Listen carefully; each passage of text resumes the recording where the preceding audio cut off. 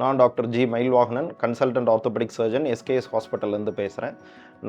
நம்ம இன்றைக்கி பார்க்க போகிறது என்னென்னா ஒர்க் பிளேஸ் இன்ஜுரிஸ், அதாவது நம்ம வேலை பார்க்கும் இடத்தில் ஆகக்கூடிய இன்ஜுரிஸை பற்றி பேச போகிறோம். மோஸ்ட்லி ஒர்க் பிளேஸ் இன்ஜுரிஸ் அப்படிங்கிறது பார்த்திங்கன்னா மெஷினரிஸில் ஒர்க் பண்ணும்போது நமக்கு ஏற்படக்கூடிய இன்ஜுரிஸ். யூஸ்வலாக இது வந்து ரொம்ப சிவியரான இன்ஜுரிஸாக இருக்கும்.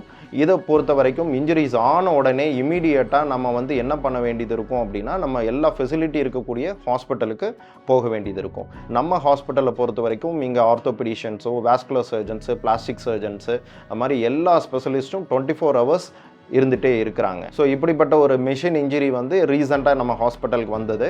அது வந்து அந்த கை அழுகி போகிற தன்மையோடு நம்ம ஆஸ்பத்திரிக்கு வந்தது. அதை உடனே நாம் துரிதமாக செயல்பட்டு அதை வந்து எப்படி சரி பண்ணோம் அப்படிங்கிறத காமிக்கிறது தான் இந்த வீடியோ.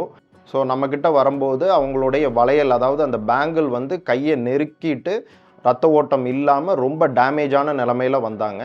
அதை நம்ம இமீடியட்டாக துரிதமாக செயல்பட்டு அந்த பேங்கிளை எடுத்து விட்டு பிறகு அந்த எலும்பு முறிவுக்கு என்ன மாதிரி ஆப்ரேஷன், அதாவது வெளியே கம்பி போட்டு இமீடியட்டாக கேவயர் போட்டு அந்த கையை காப்பாற்றினதுக்கான பிக்சர்ஸும் உங்களுக்கு நாங்கள் இது காமிச்சிருக்கோம். இந்த மாதிரி க்ரஷ் இன்ஜுரிஸ், அதாவது சிவியர் இன்ஜுரிஸ் வரவங்களுக்கு இமீடியட்டாக ஹாஸ்பிட்டல் எல்லா ஃபெசிலிட்டிஸ் இருக்கக்கூடிய ஹாஸ்பிட்டலுக்கு நீங்கள் கூட்டிகிட்டு வந்தால் நம்ம வந்து அந்த கையையோ அல்லது காலையோ சேவ் பண்ணுறதுக்கான வாய்ப்புகள் மிக அதிகம்.